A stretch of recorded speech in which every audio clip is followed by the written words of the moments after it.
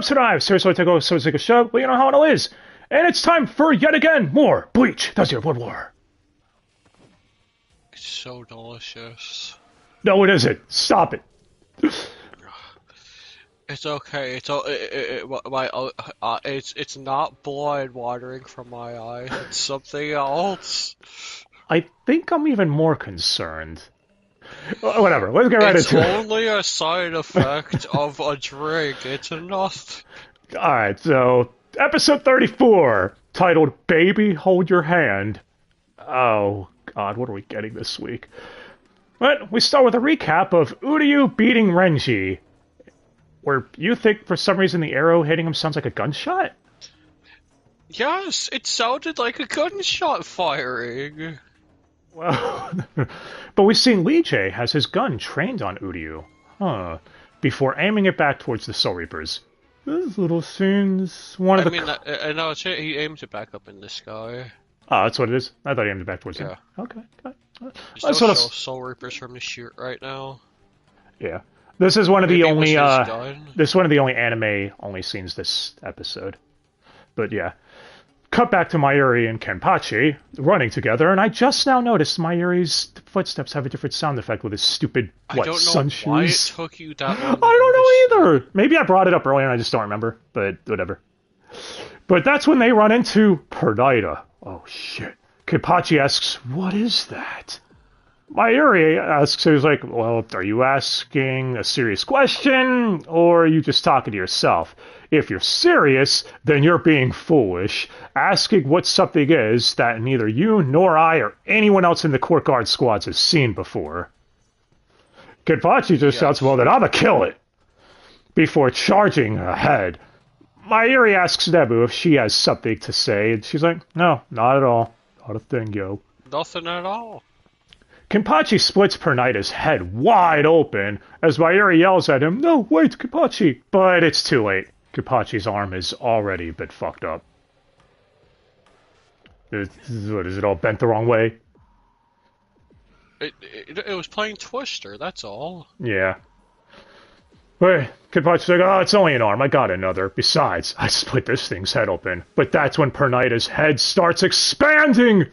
Oh, shit. Kenpachi once again asks, "What is this thing?" As Mayuri, again... What is it? Yeah. Asks if he's talking to himself or asking a serious question. As Pernida continues to mutate. And that's when Kenpachi asks yet another question. "Why is his head getting bigger?" Mayuri calls this metamorphosis. Refers to that in the dub at least. I think in the sub he just calls it a change. Yeah. Dark metamorphosis. I was thinking that too. "Unsuitable for combat. That this thing is very creepy." Kenpachi is like, "You're one to talk." Completely agree with that sentiment. He's perfectly normal. Ikaku... He's just a research sexual. What the fuck? Ikaku comments saying that he wishes that him and the others could have jumped in, and Yumichika's like, "They just chew us out." Nemu agrees, as Ikaku says that it's rare for her to have an opinion. "Get back in the kitchen, Nemu!" That's what we wanted to say. Okay, I might have added something there. Whatever. Nemu's just commenting like, "Is it really?" As she explains, her duty is to stand until her captain requires her assistance. But she doubts he'll ever feel threatened enough to ask for her help. Ikaku says that he and Yumichika know the feeling. But that's when Kenpachi's right arm starts going crazy. It's going all over the place. It's got the spins. Yeah, it reminds me of that scene from Evil Dead 2.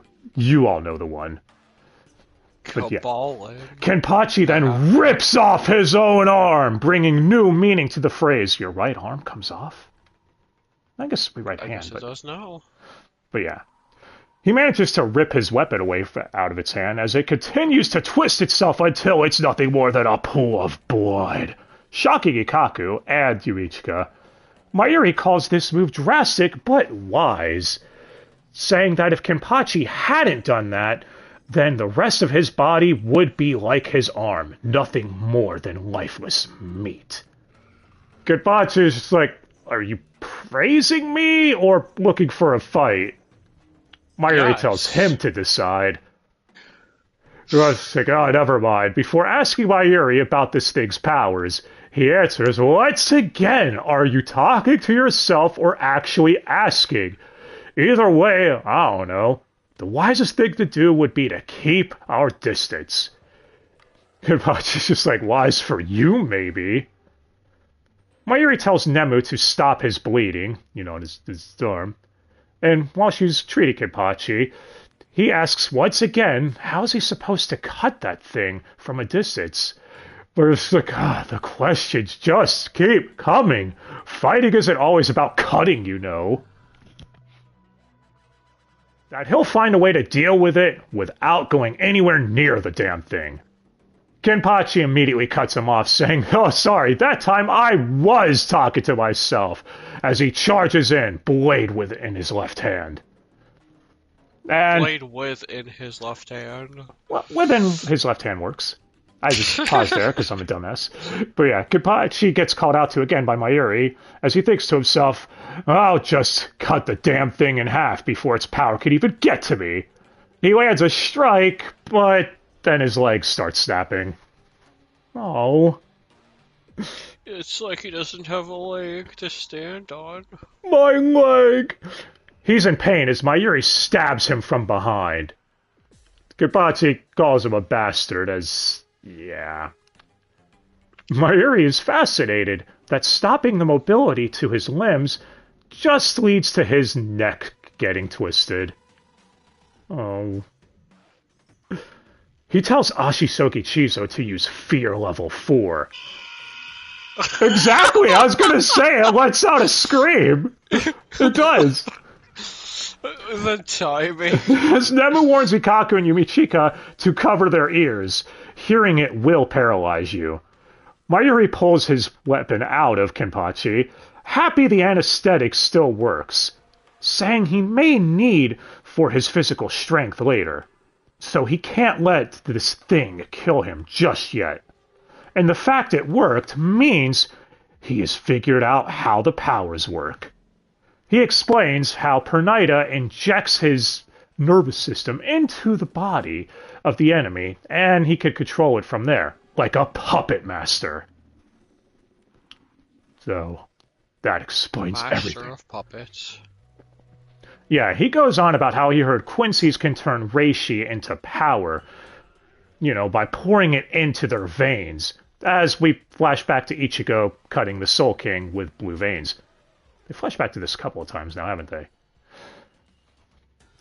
He says it wouldn't surprise him if they could enhance other parts of their body. Like their... Anyway. He says regardless, now that he understands it, he need not fear it. That's when Pernida starts shooting these black things at him, which Mayuri blocks with acid? Yeah. Making Pernida cry out. Mayuri's just like, painful, isn't it? The feel of acid on your nerve endings. Yeah. Yeah. But yeah, he says he'll enjoy working on him because he has countless drugs that he can use on the nervous system. He looks at Kenpachi saying, I only stabbed you for your own good, so don't give me that nasty look. Kenpachi rolls his eye, one of them, as Mayuri is surprised, saying, oh my, you can roll your eye? You are a monster. I need to strengthen Ashisoki Jizu's paralysis capabilities. Yes, he says Jizu in this one instance, not Jizo. So, that's whatever. But he continues by saying, my, he said the thing die! Yeah. Not only did he help identify the enemy's power, but he also showed Mayuri an area where he needs to improve Ashisoki Jizo. So he thanks Kenpachi for his help. Ikaku just chimes in, he's like, bastard, he let our captain jump in. As Yumichika agrees, saying that the captain was just getting in the way, so he knocked him out of action. That it's nice to know Nemu's captain hasn't changed at all. Nemu hopes he's right, as this is when Mayuri goes full dick mode, saying we were forced to pay a heavy price in this battle. One of our very own captains has fallen. I also like the echo effect on his voice here, because you said they're in an alleyway Yep, with some of his lines. pretty much. But yeah. He says on the bright side, they obtained valuable information on, an enemy's abilities. So this brave man's sacrifice, should bring a tear to the eye and a lump to the throat. It is through noble sacrifice that noble victory is achieved. What a fucking asshole, dude. Ikaku says he can't take much more of this, as Mayuri says that his point is that you should offer your body for scientific experimentation in order to honor this man's sacrifice, which this comment angers Pernida. And Mayuri goes, oh, I see. The beauty of this is clearly lost on you. That is a dub line. And the sub, doesn't he just say, I see you don't understand? Yeah. Pernida then removes his cloak. Whatever. Up. Yeah. And it's revealed that he is a hand! That's right. Kenpachi never cut his head. He cut his finger. Mayuri just goes, you're the Soul King's left arm. Pernida continues to get bigger, mutating ever larger, as Ikaku and Yumichika are like, what the hell? Was the Soul King a giant? He was clearly a titan the whole time. Yeah. Mayuri confirms that this thing's spiritual pressure is very similar to Ukitake's, whose contract was with the Soul King's right arm. Then it's not the too... right arm came off? We already made that joke. It's not surprising that his left arm also became detached and is running around somewhere. As Yumichika's like, well, it's surprising to me.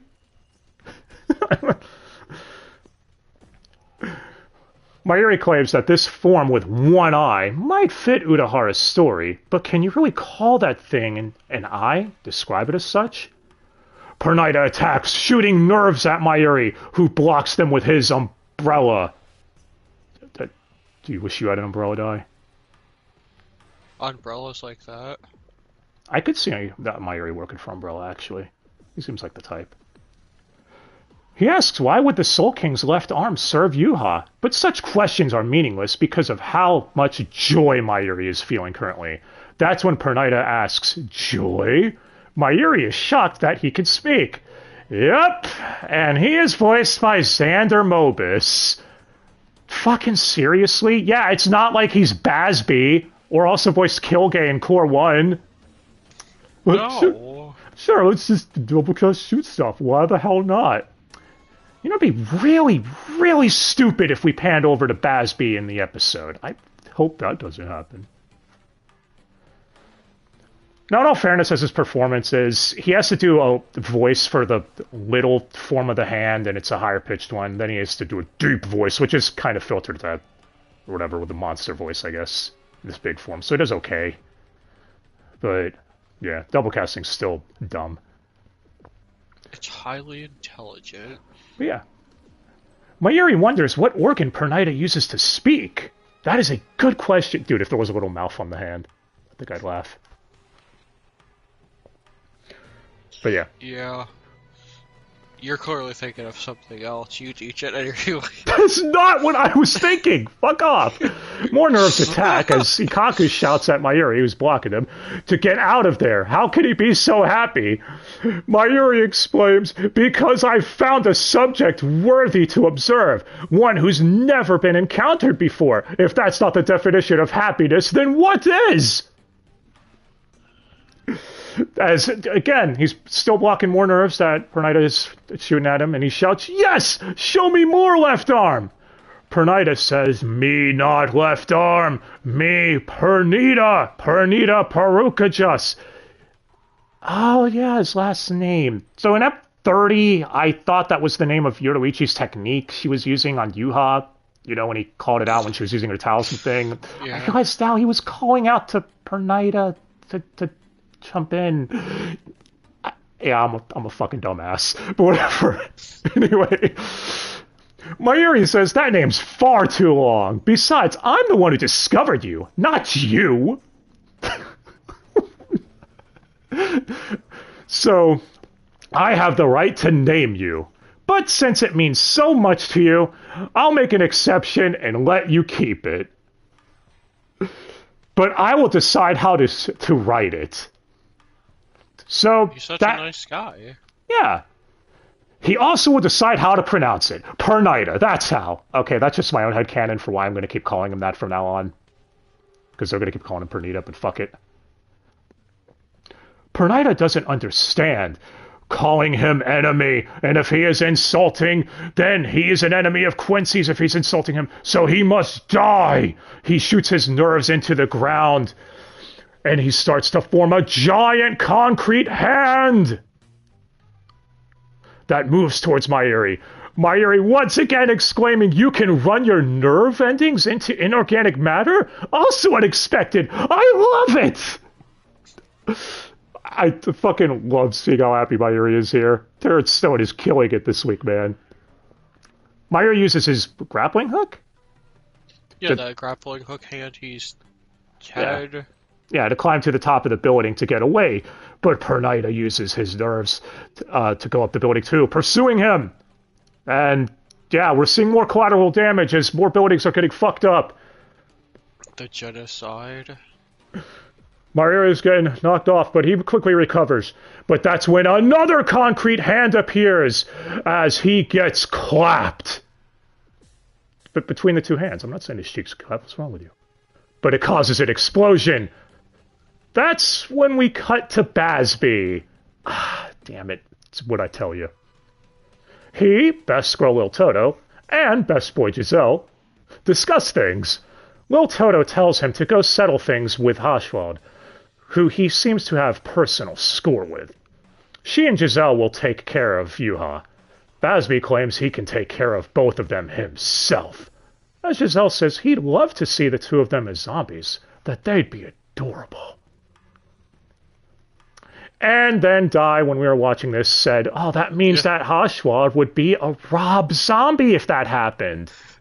God damn it! You're welcome. Fuck you! I remember it. I'm surprised you remember that. Basby says, "Let's get going." Bringing the last anime-only scene this episode to an end. I like these little animated scenes, man, with the Stern Ritters. Stern Ritters are cool characters, so, these three are nice. But yeah, back with Mayuri, after the explosion had gone off, Ikkaku and Yumichika shout with concern as Mayuri reveals he's fine. It was just his sun armor exploding. He lost his sunshine. Yeah. That's when they warn Mayuri not to land on the ground, that Pernida's nerves are all over the place. Mayuri uses a device to start flying, saying, "Does this look familiar?" It's Yorden Kyaku, which the mid-card spoiled. That was earlier in the episode. Nice. Way to go. Yeah, that was kind of silly. He flashes back to Uryu using it, and that's how he explains, like, yeah, I saw this ability before. That Pernida can spread his nerves all over the place, but as long as he doesn't step foot in it, then it doesn't matter. It means nothing. That's what he Nothing at all. tosses something. What the fuck is this thing that towards Pernida's pinky? A screaming humanoid head that wraps around the finger. Yeah, and it explodes? Yeah. Yeah, the pinky screams in a high-pitched voice. Mayuri then splashes a preservative on it, saying that, yes, it stings, but it'll keep it preserved till the end of the fight. But that's when the pinky opens an eye and attacks! For what you were telling me was Mayuri's pinky, ironically enough. Yes. Ironically enough, the thing that gets broken is his pinky. That's when Mayuri says that he reconfigured all of his nerves, blood vessels, and muscles. That Pernida is foolish. Though he does say that this is shoddy work, that it's been a while since he did surgery with one arm. Yeah, Mayuri's right arm is a little fucked up right now, isn't it? It's okay, just some stitches. Yeah. He's having the time of his life. It's fine. He calls this embarrassing as Pernida asks if he's scared. Is that why he's embarrassed? This is Mayuri's response being like, is that what it looks like? Pernida then asks if he wants to be more scared. His pinky then turns into a full hand. He then tears off the middle finger, which also is like, no, please don't. And a different voice. Xander has to do 3 different voices, technically. So exactly, he was channeling the inner succubus by saying "fuck you." As it turns into a full hand of its own. Mayuri now understands. As the fingers fall off, they become, entire left hands themselves. So taking him back in pieces is out of the question. He recalls a book that explains that the right arm of the Soul King controls stillness, while the left advancement, which we have heard numerous times at this point in Core 3. But since knowledge gained from books is secondary, secondhand, I should say, doesn't... Secondhand? Yep. See what they did there? He won't believe something unless he sees it for himself. As he flashes back to Ukitake, saying experiencing both hands back to back. What a wonderful battle! That's when he goes Bankai. Oh, they were teasing this back in Core 1. Ikaku and Yumichika freak out, being like, oh shit, he's gonna try killing the thing with poison. Mayuri says, kill it with poison? No, what a waste. As we see a demon fetus womb thing, Mayuri says, come, it is time. Konchiki Ashisogi Jizo Matai Fukoin Shutai. That I am not saying again. You got it once out of me. As Ikaku, I'll say it again. He asks, what the hell is that? A lot of asking that this week. Mayuri explains that this is a variant of Ashisogi Jizo he developed himself. Or, it's Bankai. That it can give birth to a specially adapted Ashisogi Jizo based on data he sends it during combat.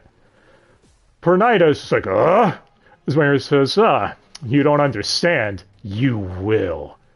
As the demon baby is born. This thing creeps me the fuck out, man.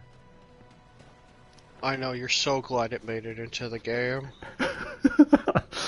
The nerve endings on this Ashisogi Jizo are on the outside of its body. So, basically, he feels pain anytime he touches His life is pain. Yep. He touches the ground or the air.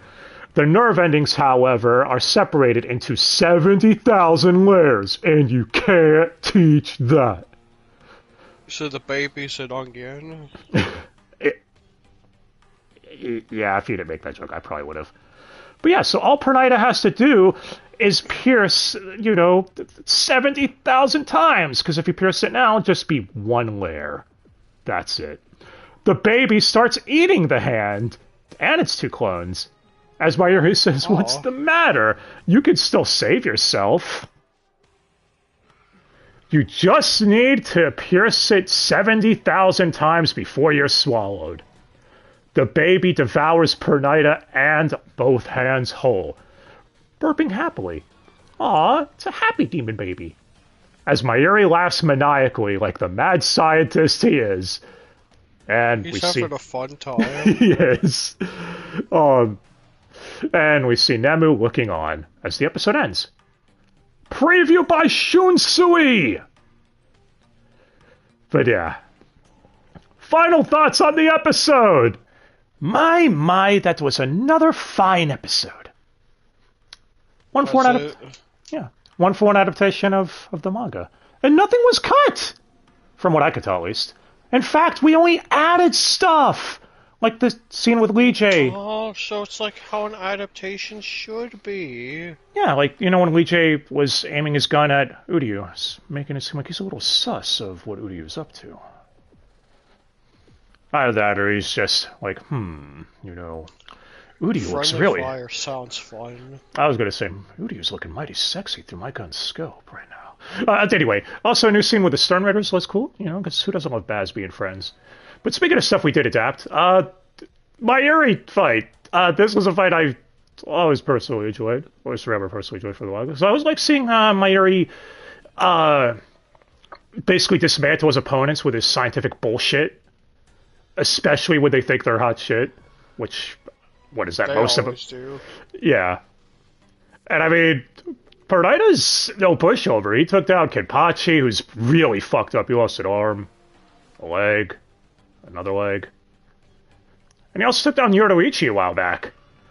It was just a bad matchup for him here, which I guess anyone against Mayuri is a bad matchup, isn't it?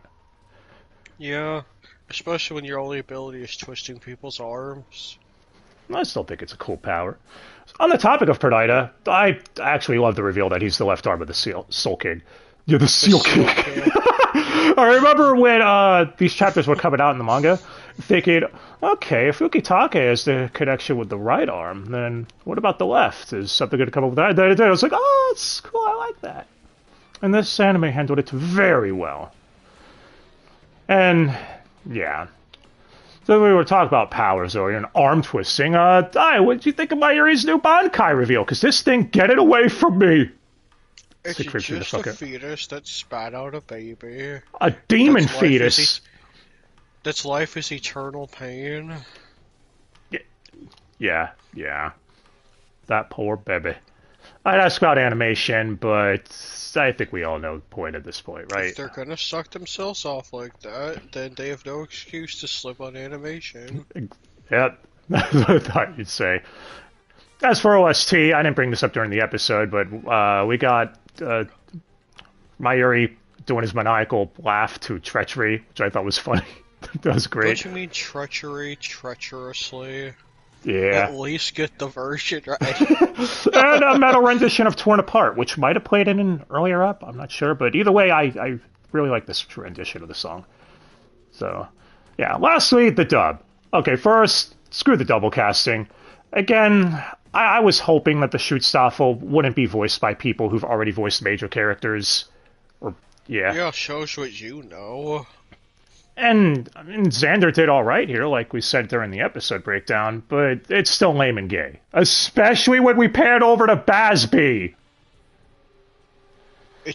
No one will notice. MVP, though, has to go to Terrence Stone as Mayuri. He nailed it this week. From Mayuri's joy at fighting Pernida and wanting to experiment on him, to his douche comments about Kenpachi, his noble sacrifice, etc. And his psychotic laugh at the end was great. In fact, I don't think he's done a Mayuri this good since his speech about perfection is Xylopero. Again, bringing up Xylopero. I promise it's just a coincidence. He doesn't like deep-throating swords. But yeah, awesome job, Mr. Terrence Stone. And yeah, I just thought this was another really, really solid episode, especially if you're a Mayuri fan. Did you like it, Dai? Yeah. Probably be better if his playstyle in the games wasn't just poison. I guess that's primarily, I guess, how he does fight, I suppose, but who knows? I mean, he's got other stuff. Well, that's a topic for a different day. But let us know if you agree, if you like the episode. If you didn't like the episode, let us know why. That's what I do it for this one. They don't like it because they don't have a sunshine. They lost theirs like Mayuri did. That was the biggest casualty of this episode. But, yeah. And the buildings. Fuck the buildings, man. I'm worried about the sunshine. That's going to do it for this one. Next time, we find out what Shunsui's up to. Probably getting drunk and picking up chicks at the bar. Or something.